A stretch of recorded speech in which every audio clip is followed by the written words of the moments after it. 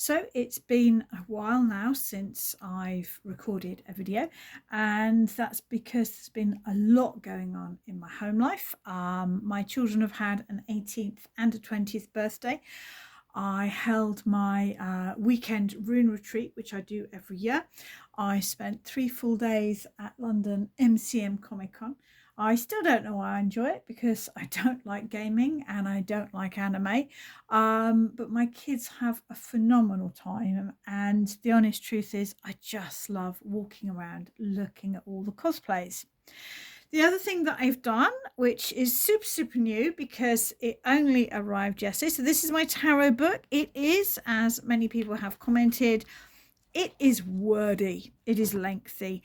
It goes into depth with every card. It focuses on the imagery of the card, the practical meaning of the card, and it also has personal examples from my life story as well. And now we have another one. This is the polar opposite. This is a booklet rather than a book. It has also been self-published, and I'm incredibly proud to say I designed the cover myself. That was just something I really like to learn new things. So, my website, I do host that myself, and this was just something I wanted to do from the start to the beginning. So it is a booklet rather than a book. It is, I think, about 6,000 words. It's currently available either as a PDF or as a very limited print run from my website. And I will be uploading it to Kindle as an ebook as well. But basically, it covers each of the 16 runes of the Younger Futhark. It includes the rune poems, some personal reflections, and some keywords for if you are planning to use it as the basis for rune reading. And it was incredibly hard to write, because trying to get a balanced view on each of the runes was hard. I'm very lucky in the fact that I had two very good friends help me edit this book. I had one friend, Darren Wells, who gave me feedback on the runic side of it. Curiously enough, one of his big feedbacks was about Loki. Just going to get to him there. And I think he wrote in red, probably best to think of some negative thoughts on Loki, because I'm very much in Team Loki. So he was very helpful there. And my good friend Rachel Burge, who wrote The Twisted Tree and other books, she then edited it for me. So that's what I have been up to. But I'm here to share a little bit about tarot. And I was teaching on Zoom this week. So if you're interested in tarot, I teach on Zoom every month, and it's always recorded as well. So you can join online, join with the updated video afterwards. And one of the things we were talking about was crystals and tarot. Now, these are my favorite. Oh, I've got one more here as well. These are my favorite crystals for when I'm reading with using tarot. So I do not, and I'm sure some of you may, and if it works for you, then just keep doing it, but I don't cleanse my deck. Okay, I think my deck is a tool, and it is, if I'm going to cleanse anything, it will be me, and I will be cleansing my energy centers. So when I'm reading, the first thing I do, she says, adjusting her position quickly, is I make sure that my feet are flat on the floor. Okay, that means then that I am creating this divine channel between the earth and the sky. And curiously, one of the reasons that I work with the Younger Futhark and not the Elder Futhark is that all of the Younger Futhark runes have this axis mundi, this direct channel between the earth and the sky. The other thing I've been doing is making rune sets. This is one I made myself. So I'm also selling these soon, the next few days, on my website as well, but very limited numbers because I'm taking the time to make them very carefully. So I sit with my feet flat on the earth. My crown, as I am sitting up, is up to the heavens or the sky. I actually do quite a lot of my email readings in bed. It was good enough for Churchill. It's good enough for me. I have a really big bed and plenty of room. But when I am doing my email readings in bed, I bend my knees so my feet are flat on the bed. So I'm still creating this axis mundi. And what this means is that when I'm reading, I am breathing in through the soles of my feet, and that is allowing the earth energy to rise. And the better grounded you are, the more open your crown chakra is, and the clearer the reading will come through. So when it comes to crystals, my big two no's, and anyone who's ever worked with me personally has probably heard this, is black crystals and clear quartz. Not against black crystals, use them myself, particularly obsidian, huge favorite. The problem with the black crystals, and particularly obsidian and tourmaline, is that they tend to absorb negative energy. So that if you are not cleansing them really, really regularly, they then radiate it. Okay, so it's not that they're wrong or bad or evil or that you shouldn't use them. It's just that they need really careful care. So I tend to avoid them in my workspace. I also avoid clear quartz. Clear quartz, I believe, is like light, and it radiates in every dimension. So that sometimes it can amplify or attract energies that we may not want amplified or attracted. And again, it's not that it's a bad crystal. There is no bad crystal. It's just that it needs more careful handling. And in my busy work day, dashing between being a full-time mum and working, I don't necessarily have the time to deal with high maintenance crystals. So these are my favorite working crystals. If we just run through them, this is the one I have in my my workspace for clients. I'm very blessed. I have a caravan in my garden so that I can see clients away from my my home space. And this is a moss agate, and I just leave it on the table, and I'm sure at least half of my clients think it's theirs. People always pick it up, which is wonderful. That's what it's there for. People often ask, can they take it home? And I have to say, I'm really sorry, no. But many of my clients, as soon as they come into the space, pick this up. So it's kind of a universal thing. Anything that's green, to me, is going to be both nurturing from the heart chakra and rooting and grounding as well for the root chakra. So it's a beautiful one. One of my absolute personal favorites is Preseli Blue. And I think there's something really powerful about using crystals from the land that you are living on. Living in the UK, and Preseli Blue is from Wales. So this to me is a heart chakra, earthing, nurturing, comforting, healing stone. The inner circle of Stonehenge was made of Preseli Blue, and it's just so powerful. I actually used to have quite a few of them, and in the end I gave so many away to clients that now I'm down to one, and I'm not letting this one go at this moment. But if a client is struggling to process emotions, or is just feeling that needing that extra bit of support or help, then I will hand them that one.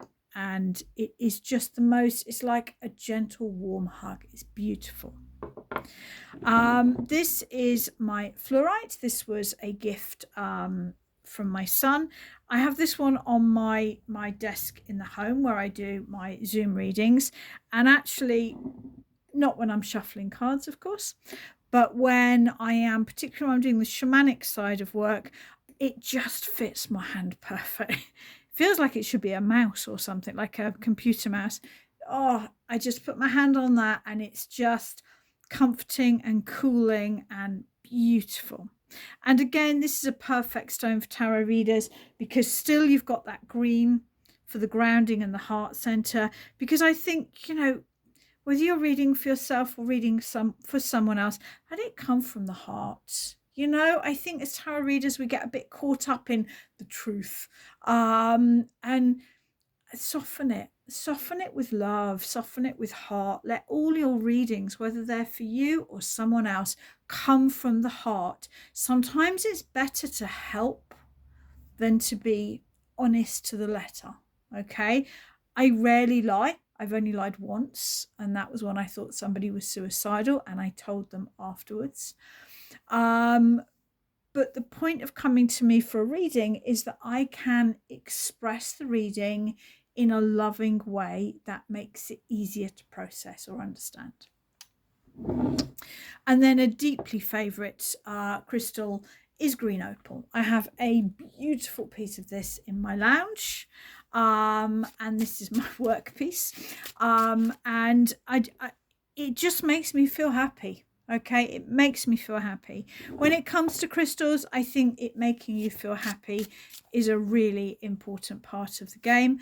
I would avoid the black crystals or the clear quartz crystals. I would, just because they're high maintenance, but if you're diligent, then go for it.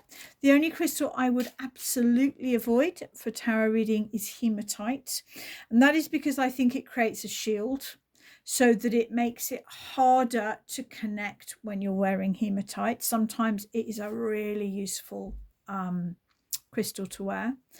And then I'm just sort of, this is just kind of I'm back. It's been a break. I've missed sharing here. I'm going to go back and check all the comments. So it's kind of just a bit of a mixed up video, really. But when we're super busy or when we're emotional, that's probably when we need tarot the most.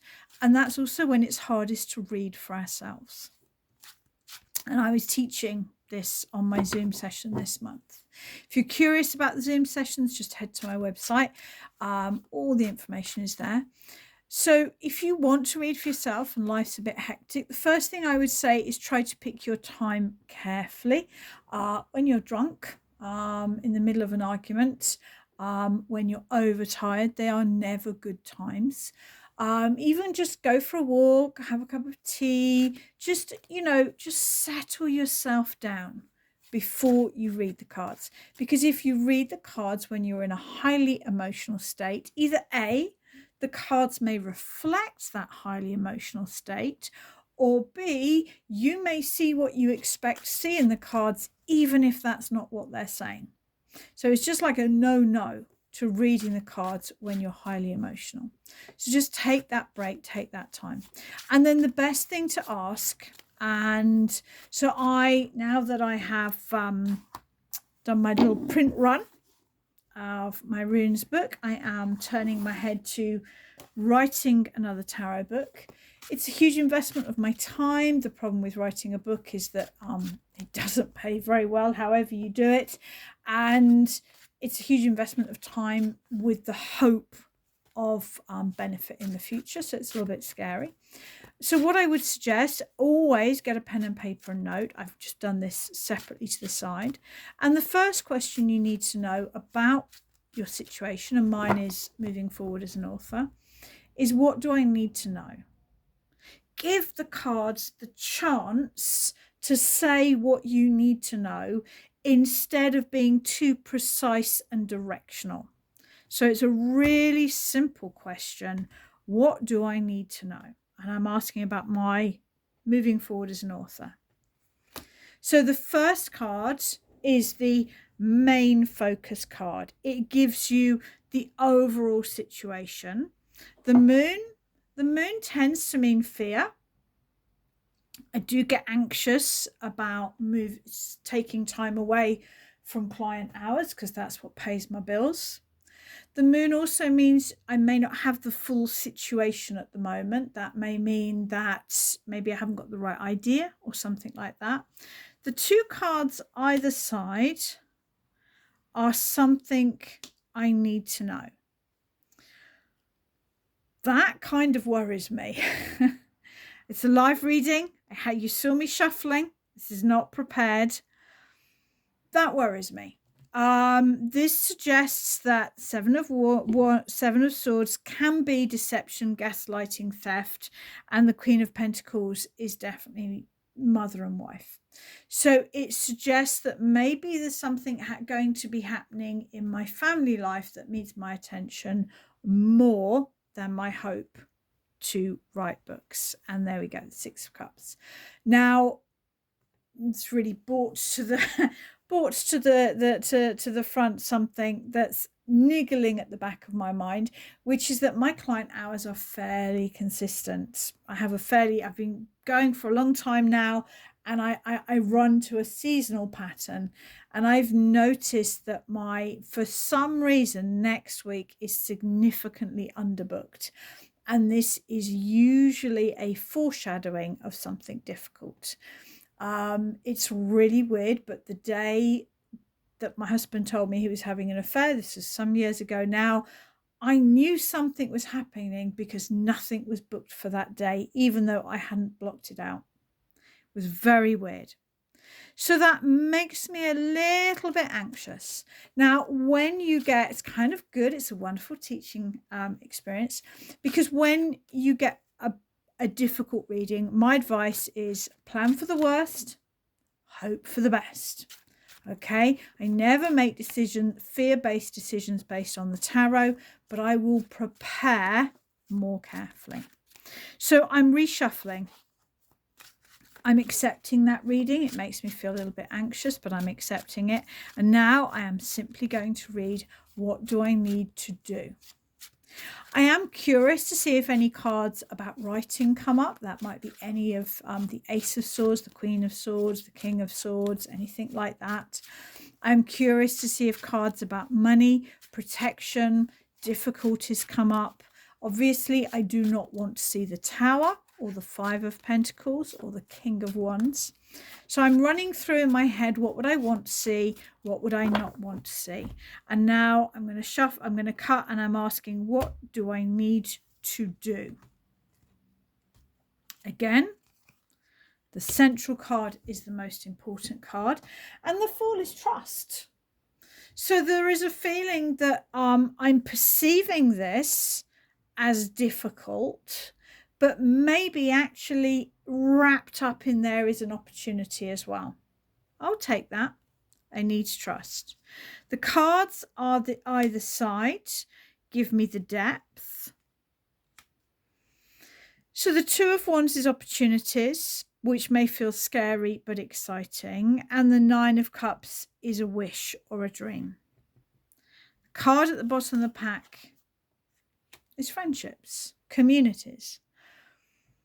So my initial feeling that this row was something quite scary probably still stands. That there's going to be some news, some experience in the next 2 to 3 weeks that I find unsettling. But that if I can trust, look for the opportunities and hold my wishes high, reach out to friends, ask for help, that then maybe this is actually an opportunity as well as something that's a little bit scary.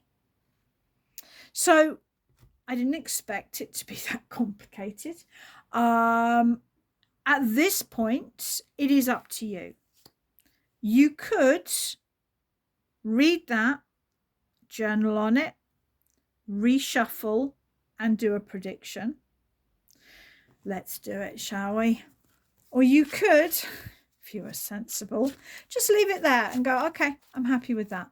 But let's do it. Let's ask for a prediction. Let's say, where will this lead me in the next 3 to 4 months? Because when it comes to timing, put it in your question, okay? Where would this lead me in the next 3 to 4 months?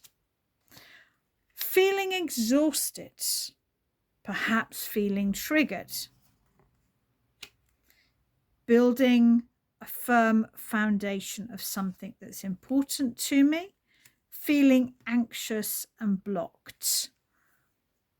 So still getting this mixed messages, starting to look at life from a different perspective. Feels to me that there is a shift coming that is equally scary and an opportunity rolled into one, that it will be exhausting, that it will lead to something better, but that I will doubt that I'm able to do it. To be honest, that's most of life. I'll see. I'll keep you updated. If anything happens and it really resonates with this, I'd let you know. If I was doing this privately and personally, and I should go away and do this now, I would probably take about 20-30 minutes to journal this. making a note of each card, bullet pointing what I think it means, and then looking at it, looking back over it every sort of few days, every week, trying to trace the journey, the narrative as it's happening. So it's lovely to be back. If you would like a copy of my runes booklet, you can get a paper copy from my website. You could order a PDF from my website, or if you wait probably about 10 days, it will be available as an ebook on Amazon.